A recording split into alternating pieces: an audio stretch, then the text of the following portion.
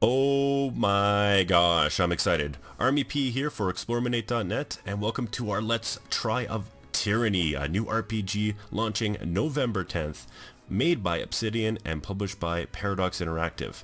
Now I bet you're looking at the channel going, hey wait, am I in the wrong channel? Because Explorminate normally only does 4X games. And I'm like, you're right. We normally do. And we've done plenty this year. We've done Star Drive, the new Master of Orion, Stars and Shadows, and the new Stellaris DLC Leviathan.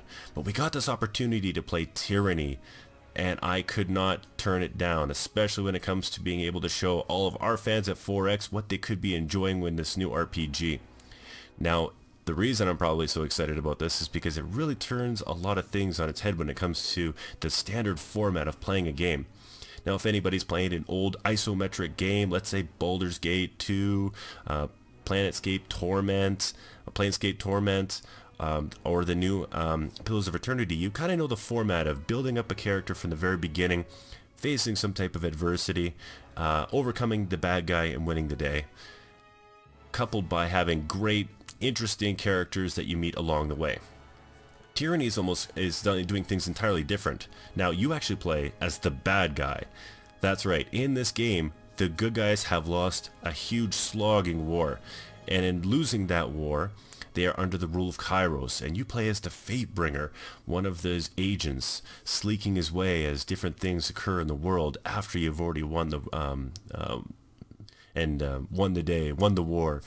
So what we're going to do is we're going to do a let's try of the beginning part of this game. Part of our deal is that we're only going to show to a specific point to minimize the amount of spoilers that you may have if you want to pick this game up and enjoy it for yourself. And I think that's a great way to kind of show off some of the beginning story, the characters, the format of the entire game in terms of its aesthetic style, its game mechanics, and some of the characters that you're going to meet. Enough to give you a hook to see if you're going to be able to dive into this game and enjoy it as much as I know I'm going to, or if it's going to be one of those games where you go, you know what, I saw it, not too sure, wasn't really sold, might have put a heavy pass on that. This is what this whole Let's Try is going to be focused on. Now I can't wait. I've just to tell you in the background the format and how I want to play this. I've played this for about 10 hours before recording just to get myself familiar with some of the different changes from Pillars of Eternity to Tyranny. It doesn't feel like you're walking into a brand new game. You can definitely recognize certain mechanics, but there's enough here that you have to pay attention. If you walked in as a heavy veteran to Pillars of Eternity, you might find yourself a little bit surprised at some of the changes that they've made, especially to the magic system. Now, the format in which I'm going to do this, I think I'm just going to let the characters, talk through it, and you guys be able to read, because there are there's a lot of lines of script in this game. I won't lie, like there is a lot of verbiage in this. If you are not a fan of reading, you're probably not going to be a fan of this game, because it requires you to read, and it's coupled with like probably say about 35% voice acting. So if you're a newer to the RPG genre and you grew up on some of the games that are completely voice acted, so that BioWare or several other RPGs have put out, and you're not really digging the whole reading thing, it's going to be a bit of a challenge for you. It's worth it. It's so worth it, because some of the writing in this is top notch. But it is a warning right off the bat. I will be including tags at the beginning of the video, at the headline of the video, and in the details below on each one of my videos that there are spoilers. So if you want to walk in 100% free, make sure that you turn this video off right now and do not watch, because even at the beginning of the game there are going to be spoilers. So without further ado, let's start our brand new game of Tyranny. Oh man, I can't wait. I'm kind of nerding out a little bit right now. Okay, game settings. So there's a lot of different options here. I'm not going to go through them because they're pretty self-explanatory. You've got expert modes, and you've got trial of iron modes, which basically gives you it's an Iron Man type situation, and you've got 4 different challenges. I'm just going to go with normal difficulty because I enjoy a little bit of challenge, but to me, the game is all about the experience of the story. So I'm going to be quiet and let you guys enjoy this intro.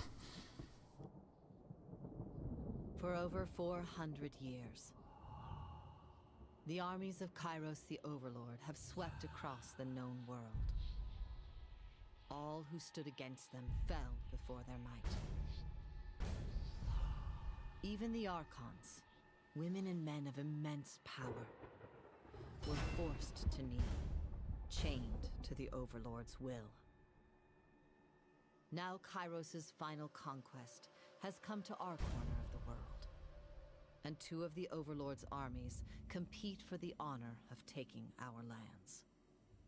The elite disfavored, and the teeming horde of the Scarlet Chorus. The voices of Nerat, spymaster and Archon of secrets, guides the fierce and undisciplined masses of the Scarlet Chorus.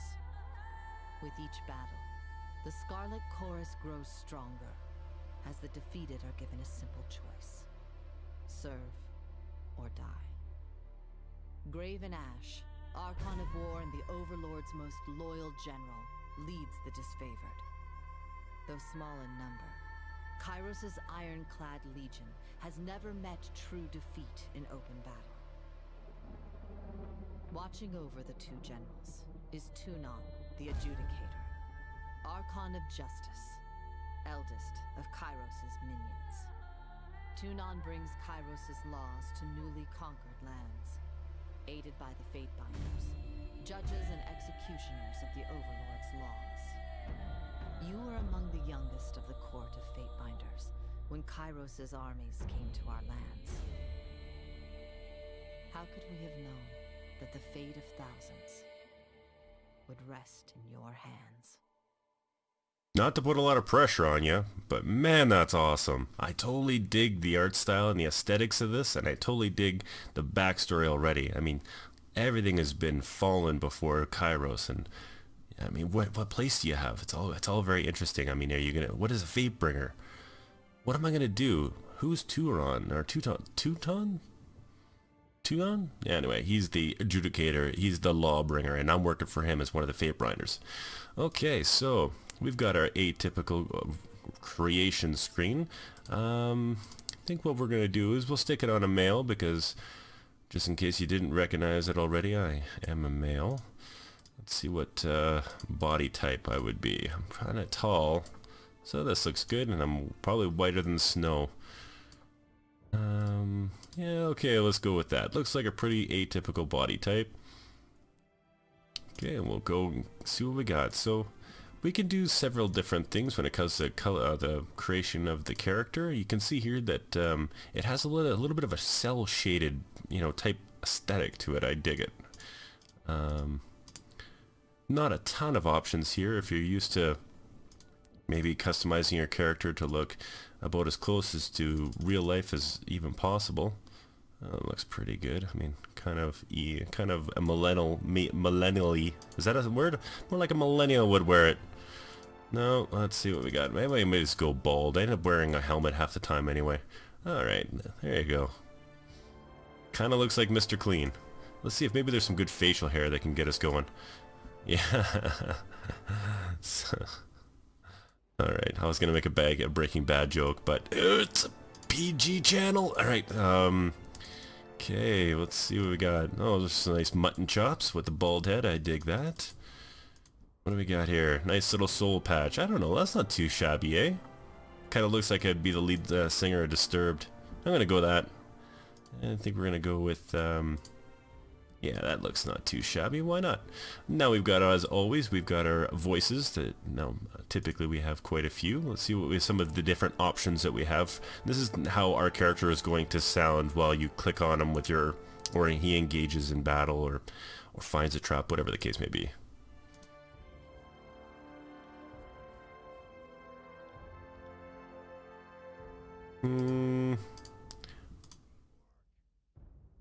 Little on the quiet side. I may have to adjust a little bit on the settings when it comes to voices, but we'll just do noble just because it's atypically, it's an atypical character on these type of RPGs. One of the cool things that I played around with quite a bit when I was playing this game off camera, kind of getting my feel for it, was the tattoos. There are a lot of them. This and you can actually change the colors. You can see the colors, kind of like this green and purple hue. You can go for it. A pretty typical tribal tattoo.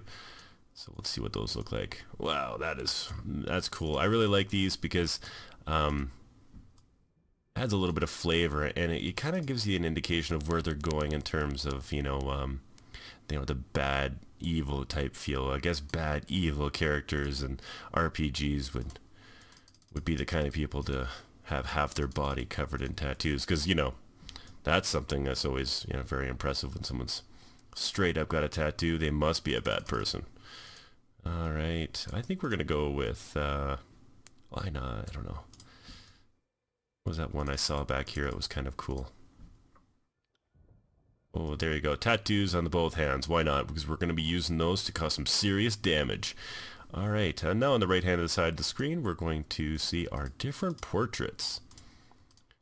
Now, I'm kind of curious about what kind of... I definitely want to play as some type of mage. The reason I do want to do that is because I really think that the way that they do magic in this game is really interesting, and it's a lot better visually to look at than it was in Pillars of Eternity. It's really got some meat and potatoes. It feels like there's, you know, some real shock or when it comes to some of these different magical abilities. So I'm probably going to pick something that kind of, I mean, this is about as close as you can get there. Hey, pretty similar. Look at that. Yeah, I'm digging that. I am definitely digging that. Okay, we're gonna go. Now here on the right hand side, we got 8 different choices about our backstory.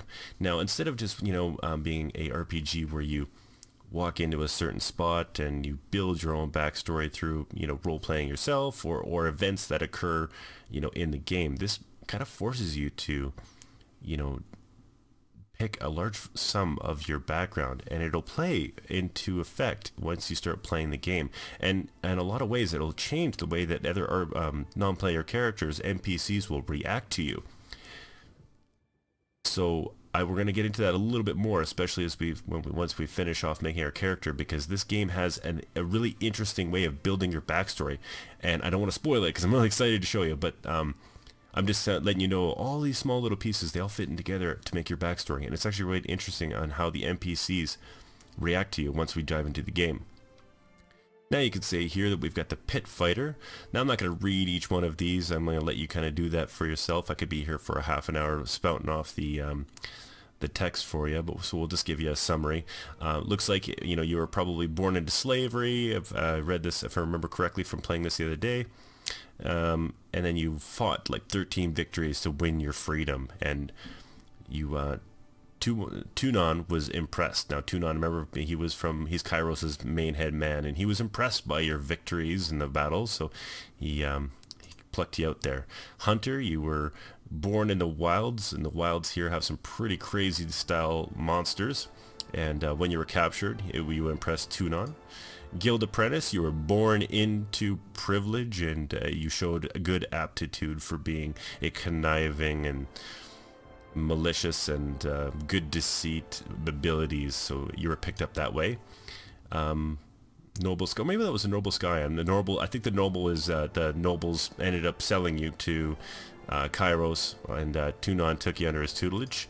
Soldier's pretty self-explanatory. You know how to swing a shield and a sword in good conjunction. Lawbreaker, accused of a crime that you most certainly did commit, and you stood before Tunon, the adjudicator. Archon of Justice. There's a lot of different terms that they give in this game, a lot of different tags and titles to the same person. Had me crossing my eyes a little bit when I first played the game, but you get used to it. You fall into the lore very easily in this game. I think we're just going to pick War Mage. I mean, it sounds pretty darn good.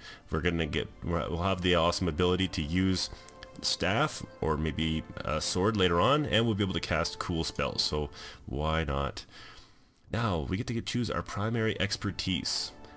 Now, probably, oh wow, atrophy. I think that we're going to, you know what does that look like? Does that kind of look like frost, or does that kind of look like force? I don't know. I'm looking at my tattoos in my hand. I think we're going to focus on,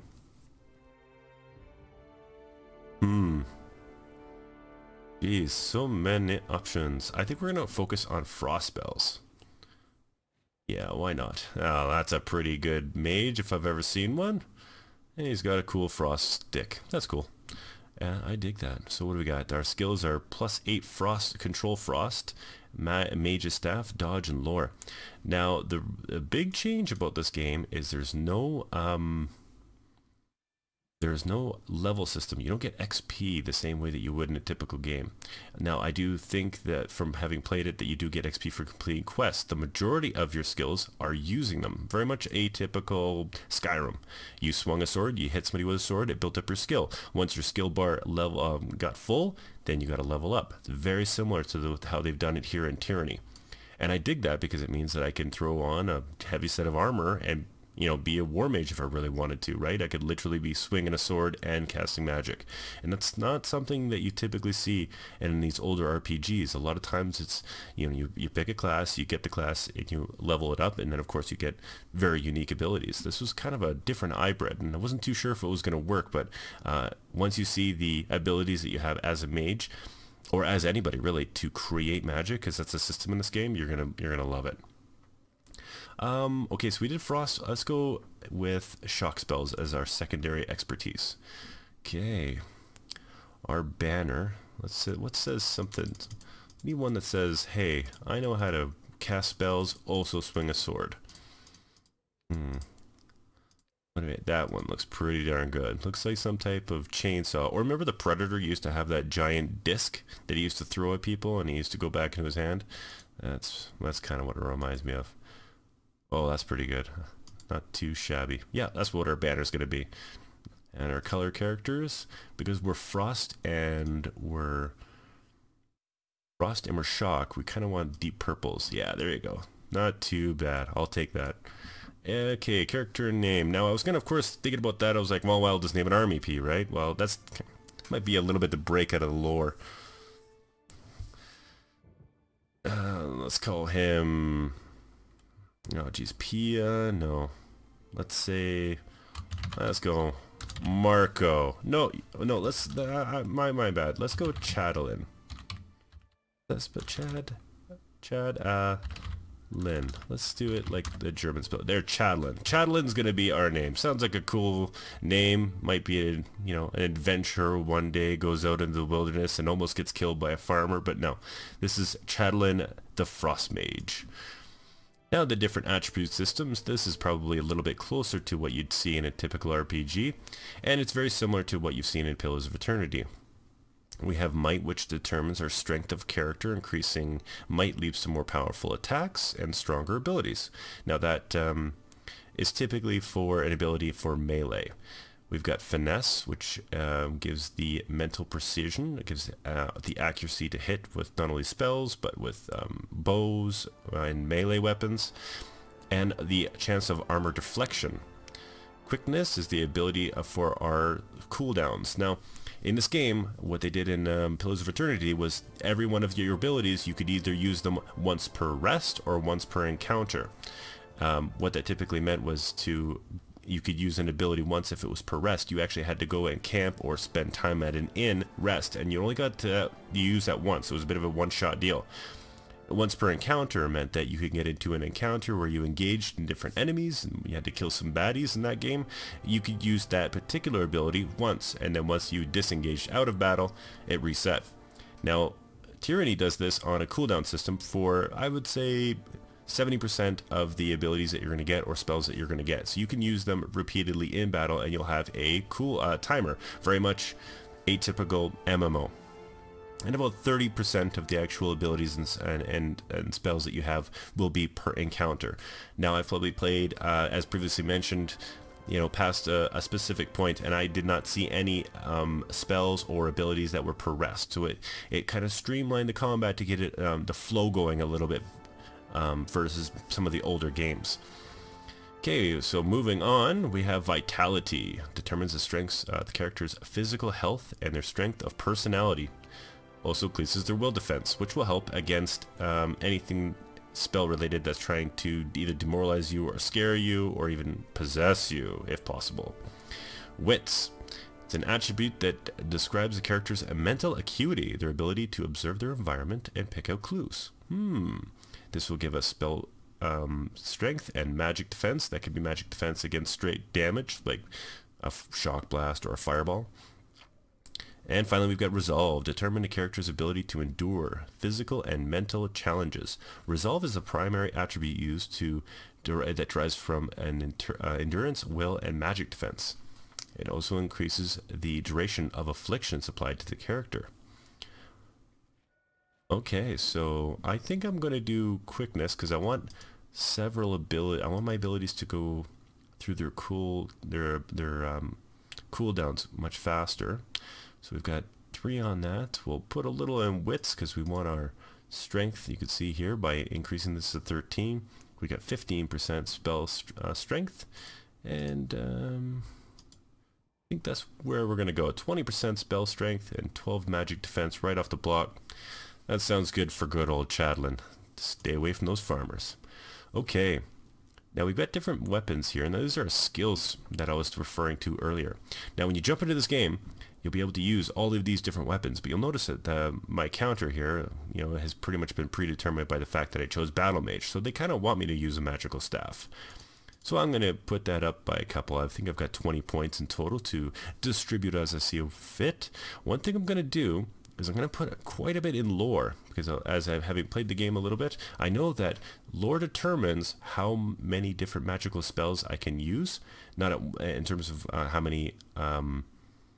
how strong they are, I should say. Not so much the volume, but how strong they are. Because what happens is, as you start to piece together your own magical abilities by reading scrolls and making your own custom fireballs or electric shocks or whatever the case may be, it will increase the amount of lore you have to cast it. So there's even though there's no kind of magical pool point that would drain it by using a stronger spell, your lore has to be quite high in order for you'd be able to even cast it. So I'm going to put a little bit in that. I think I'm going to get that to 45 right off the bat. Now, of course, lore also can be used in dialogue options when you're trying to use a piece of, let's say, history or knowledge of the land to get you through a specific conversation because you don't want to fight your way out of it. We're going to bump that up to 31 for Control Frost. I'll give a little bit there. Yeah, I think, we're looking pretty good. I think I'm going to even get my lore even higher, right up to 50. I want to be able to use to do it right off. Okay, so we're kind of at the end. Here's Chadlin. He's our war mage. He's got he's donning some pretty cool looking gear and a awesome little mage staff here, and he's ready to go out. Now, again, I'm going to say it one last time. Warning, warning, warning. Spoilers. This is really interesting. We got the creator character. We got everything we know about the whole beginning part of the game up into this point. But from here on in, it is now officially spoilers, spoilers, spoilers. Because this is going to be really cool. Okay, spoilers. Everybody off? Is everybody there? Good. We're good. Okay. Now you want to know a little bit about how this game starts. Now, previously, when I talked about the backstory, well, we have a little bit built up right now, right? We know that we were some type of lawbreaker, I believe. If I remember correctly, let's see, name or history. What do we choose? No, we chose War Mage, right? So we're a War Mage, and we know that we're going to be a Fate Bringer. But what we don't know is how we became that. What part did we play in the conquest of all of the good people as Kairos came across the land and owned it? Well, we are about to find out. Okay, so I will do Conquest. Now this plays out, as you're about to find out, in a Game of Thrones backstory kind of idea. Fallen to Kairos, and now the Overlord's eye is on the Tears, our home, the last corner of the world free of Kairos' reign. 2 armies, the Disfavored and the Scarlet Chorus, march south from the Northern Empire, the last realm to fall to Kairos a century prior. In the early days of 428, Kairos' armies arrive at the Gates of Judgment, the mountainous border that we Tearsmen so long believed unassailable. Unable to agree on a unified plan of defense, the various leaders of the Tears sit and wait for each other to deal with the conquerors, until it's too late. Okay, so we know that there's 2 specific different generals. They're called Archons, working for Kairos, the overlord of all that is unholy. And they both engage in attack in the last stronghold and it's called, the area is called the Tiers. Now you'll notice here, this is called the Bastard City. It stood on the northern border between Kairos' empire and the Tiers. It's a giant trading city, city on the continent. It has a harbor which is able to bring in all different types of goods, and it's going to be the first attack. Now the interesting part about this is that there's 3 phases to each one of these different cities, and we get to choose our backstory of how we played out in this. So we can choose a token on the map. The Gates of Judgment. The armies of Kairos took the battle to the Gates of Judgment, trumpeting open call of the conquest of the Tiers. The 2 armies brought their distinctive sense of order and chaos to the assault. You went to battle alongside the army whose approach best suited strengths. Your strengths. So we're battle mages. So what we can do here is we can go and assault the gate, or we can infiltrate the Tiers from the side. Even though the result is going to be the city being sacked, our role in it is something that we get to determine completely. Okay, so this point here, it's asking us, the history would remember that the Gates of Judgment as the first battle of conquest, but the real combat unfolded with advanced units in both armies preparing for the coming war. The Disfavored and the Scarlet Chorus each have a plan to infiltrate the capital city. Which army do you want to join? So I'm a battle mage. I've probably been spending, a lot of time, training and studying. And that kind of goes a little bit more to the Disfavored, who are a very small, much smaller but super elite, well-trained army. Whereas the Scarlet Chorus are more of like a rabid bunch of, bandits who, garner their strength and strengthen their numbers by absorbing all of the conquered peasants back into their fold. And if you're strong enough and don't die, you can move up into the ranks of the Scarlet Chorus. So it's a bit more chaotic. So I'm going to choose the Disfavored for this because I like the idea of being a little bit more of a well-oiled machine versus a chaotic bad guy. Okay, so I've chosen the side that I was going to be a part of when it came to the Bastard City. Now, inside Agent, with the border garrison captured, by the Disfavored allies, you travel ahead of Kairos' army and lurk in the shadows of the Bastard City. You decide that to convert one of the locals to Kairos' side would help bring the city to its knees. After all, corruption starts from within.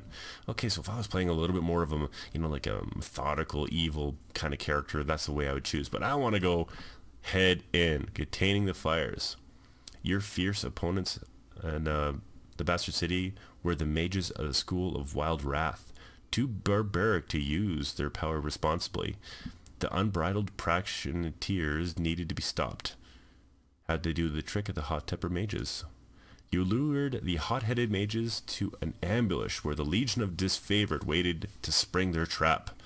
The soldiers were hungry for a chance to subdue the arcane bunch, subdue the arcane branch of tier resistance.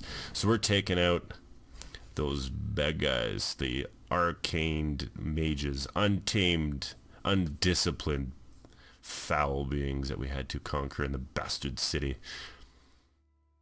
Okay, so that's the way. So the betrayal of the Bastard City, your tactics in infiltration placed you in the Bastard City ahead of the main armies. Your work softened the city's defenses on the arrival of Kairos' forces, but you wanted a decisive gesture that would give your allies a meaningful advantage. How did you assist in the fall of the Bastard City? The betrayal of the Bastard City. What would I do? You challenged the commander of the Bastard City's defenses to an honorable fight to the death.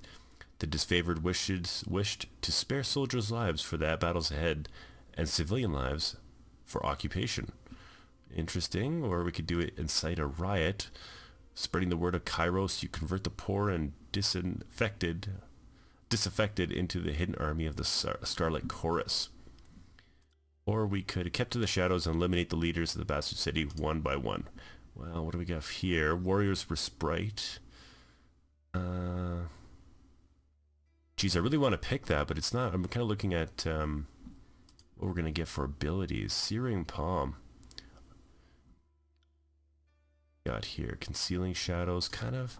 You know what? We'll pick that. Minus 50% damage for 12 seconds, plus 15 healing for every, or 15% health for every 3 seconds for 12 seconds. Yeah, that sounds like a pretty good deal for a warrior mage. The city marshal was an old but experienced fighter, and his value to the guard was an accepted truth. After making guarantees of your protection, you meet him in the square of the market district and fought in a view of tense onlookers. The battle drew on longer than you thought possible. Good fortune struck when the ornamental chain hanging from the marshal's armor snagged in a quillin and a sword, granting you the opportunity, in the end, to end his life swiftly.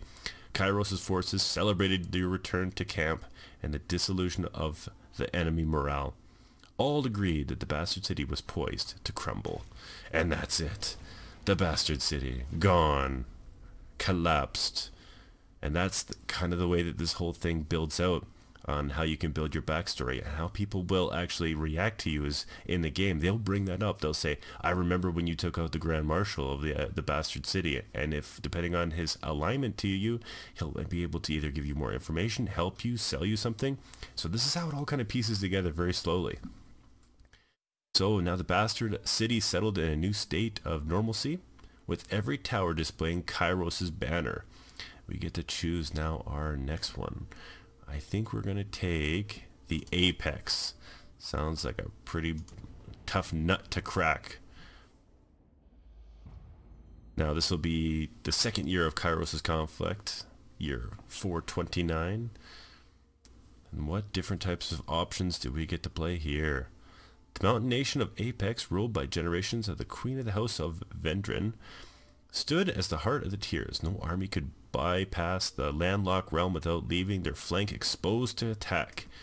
For the second year of the war, the distant favored and the Scarlet Chorus had pushed deep into the tiers. Elements of both armies had dispatched to conquer Apex. Tunon assigned you to accompany them, tasked with bringing Kairos' law to the territory as you keeping your eye on both armies. Okay, what are we going to do here?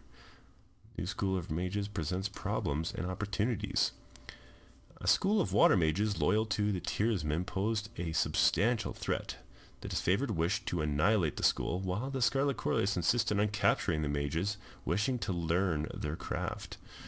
What's our option here?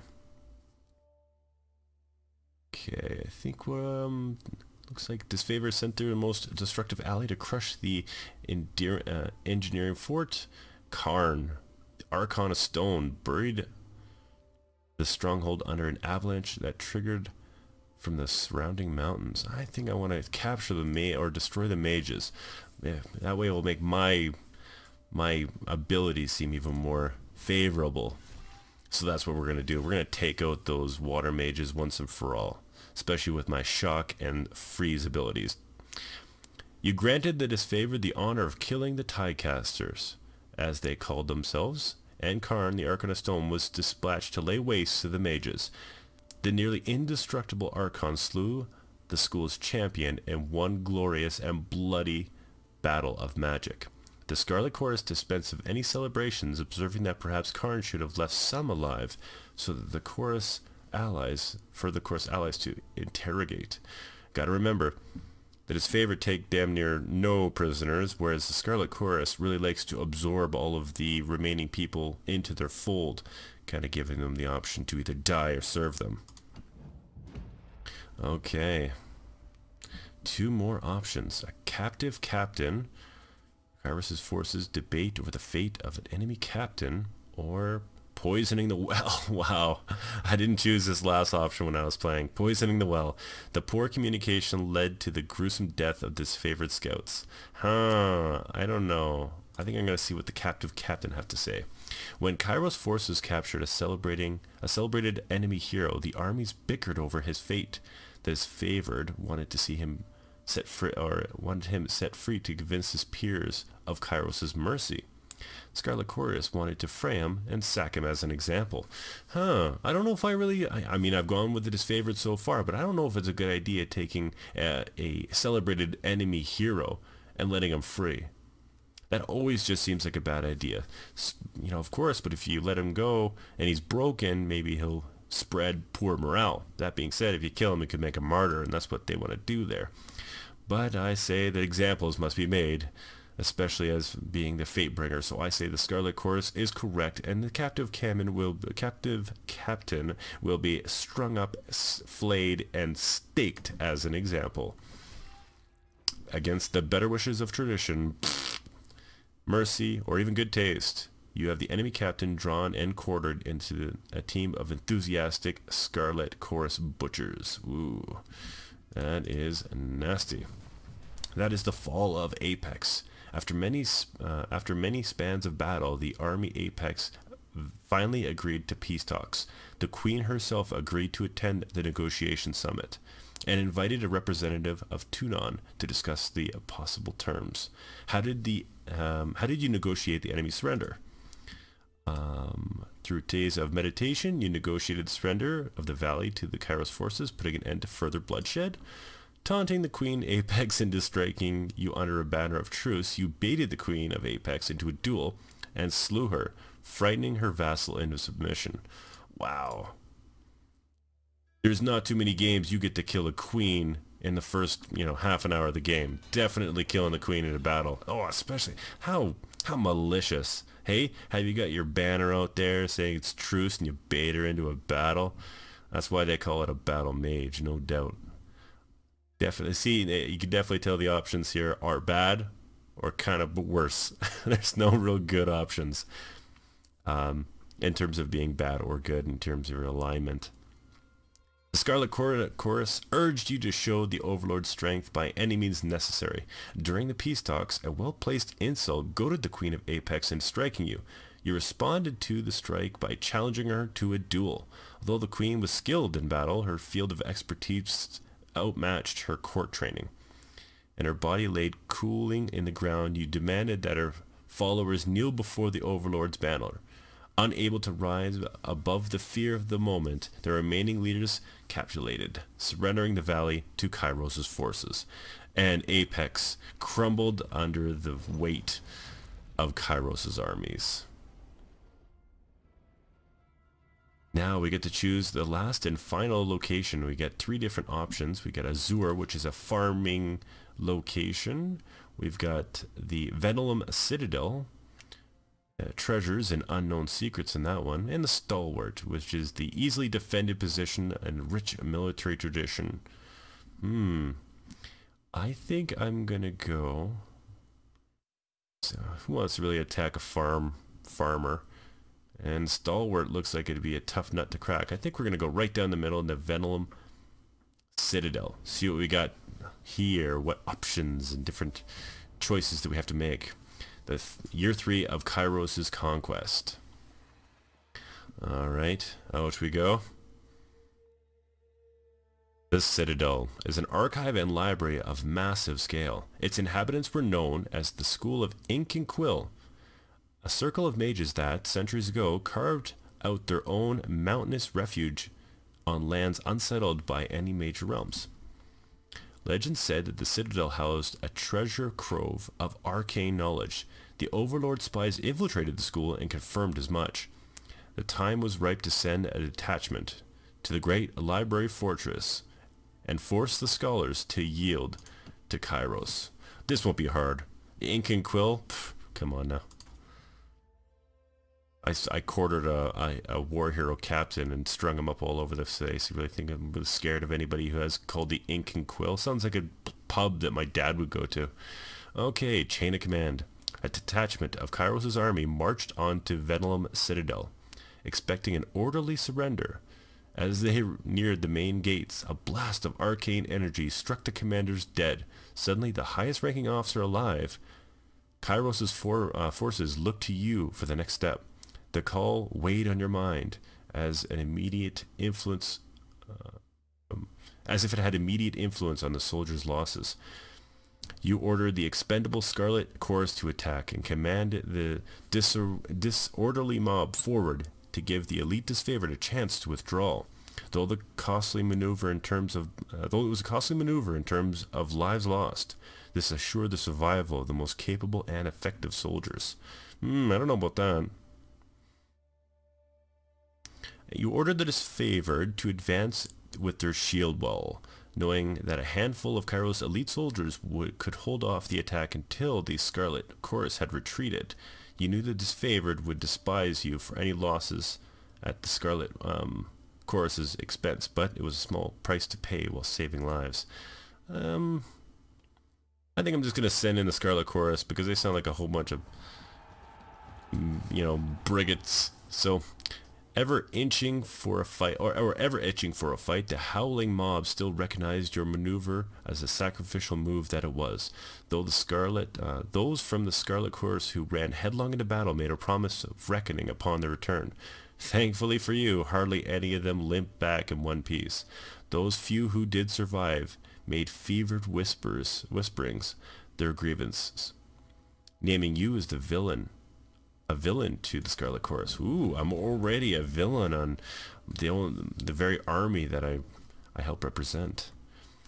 Plunder a parchment, or lost in the mountains. Let's do with the plundering of the parchment. We came here for arcane secrets, for God's sakes. Okay, the army captured a supply caravan overflowing with arcane books. When the disfavored started the bonfire for forbidden texts, the Scarlet Chorus rescued the tomes from the flames and attacked. Ooh, this is interesting, because I'm a battle mage. I want those arcane secrets, for gosh sake. In accordance with the disfavored wishes, you upheld Kairos' law regarding forbidden lore and had the text burnt. Or, you decree that the disfavored are welcome to burn half of the plunder, but the Scarlet Chorus had rightful claim to the other half, providing you the first review of the text, first to eliminate anything that provided you first review the text, first to eliminate any that touched on forbidden knowledge. Yeah, we're going to go that route. Still upholding the law, but we're just going to bend it just a little bit. The Scarlet Chorus agreed to your generous terms and set you pouring on a manuscript before it was handed over. The work took several evenings, and you came away with a glimpse of truth better left unknown. Ooh, I've got a secret. Taking the burden upon yourself, it was less risky alternative than disseminating it along Kairos' ranks, although it didn't help you sleep at night. Okay, the Edict of Fire. Food and morale are dwindling at the siege, and you realize the enemy would win this war of attrition. Turon sent that Kairos' patience had run out. The Overlord would cast an Edict of Fire on the enemy. The parchment arrived in a slender case with an engraved iron. Written on it, the words of the spell powerful enough to destroy all of Venom Citadel. You had the choice to read the edict. Reading it at sunrise would offer the enemy no warning of the devastation to come. You could also wait till sunset, giving them ample time to flee or make amends. Okay, so an edict is something that the Kairos will give to you, the Fatebringer, to cast. It's a massive super nuclear spell that can literally destroy an entire city, giving you the idea of how powerful Kairos is. Opting to give the enemy no quarter, you proclaim the Edict of Fire at the first moments of dawn, granting the enemy no warning of the devastation to come. Though the chorus insisted on action, your actions doom their spies, the disfavored applauded your decision. I think we want to get our spies out of there. Spies are always good to have. I don't want to walk in something blind. So I think we might going to be going to the Scarlet Chorus on this one. Claiming that he still had spies within the Citadel, the Scarlet Chorus urged you to warn the mages of the Overlord's edict. Granting the request, you met with the enemy under a blue flag of peace and warned them of their eventual doom, giving core spies and the enemy a chance to run. You confronted the mage with the warning and hoped that the message would be received. The hour before sunset, numerous figures were spotted fleeing the Citadel. As the sun dipped under the horizon, you read the words on the edict. The earth shook and red-orange light glowed in the foundation of the sprawling citadel. Bubbling up from under the library, a torrent of lava heavy with explosive force gushed into the windows and between loose bricks, melting winding trenches in the surrounding land.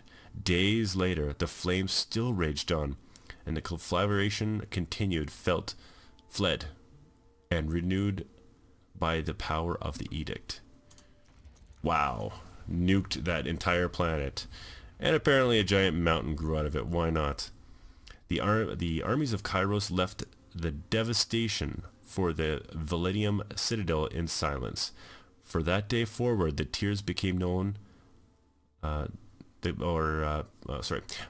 From that day forward, the Tears came to know once noble citadel as the Burning Library.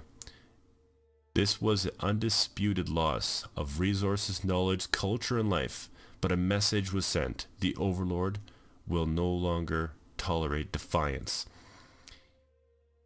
You didn't have long to rest before Tunon called to your services once more.